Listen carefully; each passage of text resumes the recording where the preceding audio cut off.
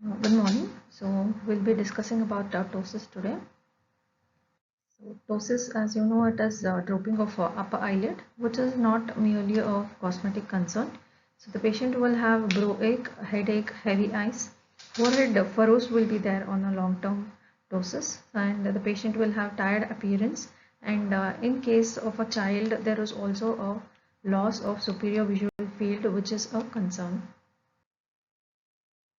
So we need to evaluate and find out the cause before we plan the treatment. So there may be other causes in the eye like VKC or constant contact lens use. All this needs to be addressed before correcting the ptosis. And associated conditions must be seen like jaw winking, which has a different surgical approach.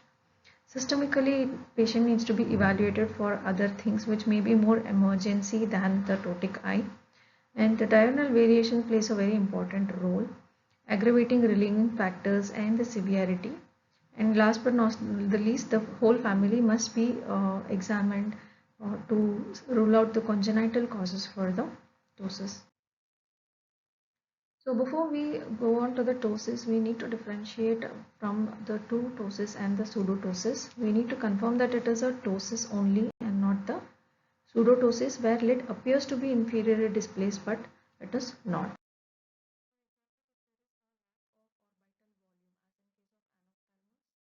Ophthalmos or thymus bulbi.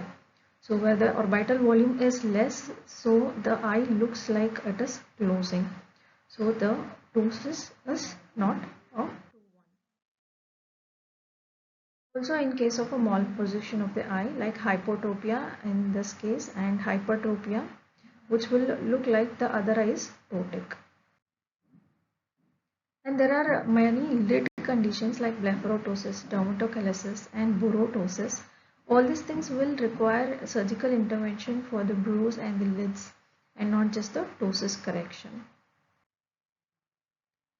So we have to establish whether it is unilateral or bilateral. So sometimes because of the Herring's law, what happens, we think that it is unilateral ptosis, but after correction, the opposite eye will have a ptosis which will be unmasked.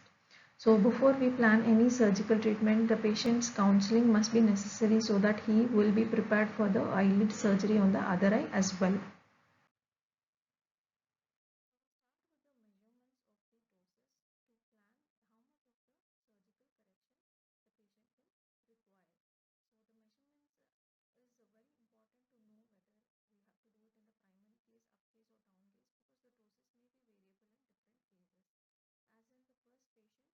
Ptosis is not much in the down gaze because of the LPS contraction. So we will also know the levator palpebrae superioris muscle, the strength and the mechanism of the ptosis by doing the measurements in different cases. As in case of aponeurotic ptosis in the second patient, the ptosis is worsening on the down gaze. So all this will give us a clue about the type of the ptosis and also the LPS pathology which is leading to the ptosis. So depending on that we can plan surgery on LPS because majorly we will be addressing the LPS muscle itself in the surgery.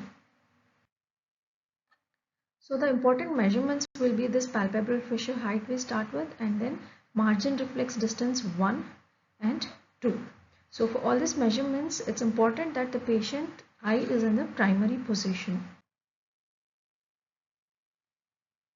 So and then we'll have to measure the LPS function. So it will be easy in the adults. We use Burke's method using a scale and then we grade the LPS function. But in case of infants, it will be difficult. So we can use ellipse test, which means we invert the lid and wait for it to snap back on its own if the LPS function is good. So which means ellipse sign. So the next measurement is the lid crease. The presence of the lid crease or the absence will give us a clue for the diagnosis, also the position and the number. So we need to measure this MCD, that is margin crease distance, and we need to remember most of the measurements will be in the primary position, but this MCD will be in the down gaze. And then after all the measurements, we need to assess the other functions of the eye to plan for the surgery. Like the very important function is the Bell's phenomenon. So the normal is the upward and outward movement of the eyeball while trying to close. So we need to grade the Bell's phenomenon as in to plan how much of the cornea will be exposed after the surgery. And in children, it's very important that not just the ptosis but other things are evaluated and addressed first before the ptosis is corrected to avoid any other complications. For example, the child may also have superior rectus weakness as in this case. So we need to address the squint as well before we correct the ptosis. Otherwise, the patient will have lid retraction as well as the eye will be in the hypotropia position, which is not going to be helpful in any way. And there's a miscommunication between LPS and masticatory muscles, which will lead to synkinesis called Marcus jaw winking phenomenon. So while the patient is opening the mouth or moving the jaw on either side, the eye will twitch upwards. This is the synkinesis. So in children, we can elicit it by giving something to eat. So while eating, the eyelid muscle also gets activated. So the treatment for this will be different. Just the congenital ptosis and associated Marcus jaw winking phenomena, the surgical approach will be different for both. We also need to remember Horner's syndrome, which will also have ptosis and reverse ptosis, and meiosis, apparent in ophthalmos.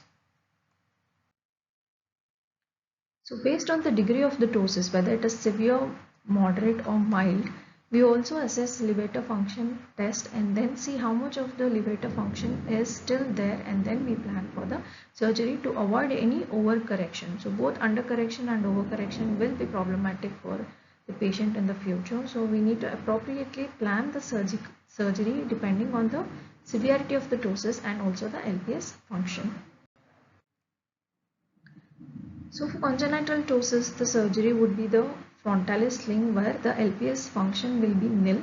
So we need to support the entire LPS action of the lid to the frontalis muscle, which is acting well. So the pentagon shaped is what we follow now. So apart from this, if there is some part of LPS which is functioning, we can go for fascinella serrata surgery where we excise the conjunctiva, tarsus and part of the Muller's muscle. And if the strength is still there, we can go for LPS resection. So the amount of ptosis we can determine the amount of LPS we want to resect. So we resect the LPS muscle and then we create a lid crease by the suture. So in cases where surgical intervention is not required, we can always use a temporary crutch glasses to elevate the lid and give a cosmetic and also visual rehabilitation of the patient. Thank you.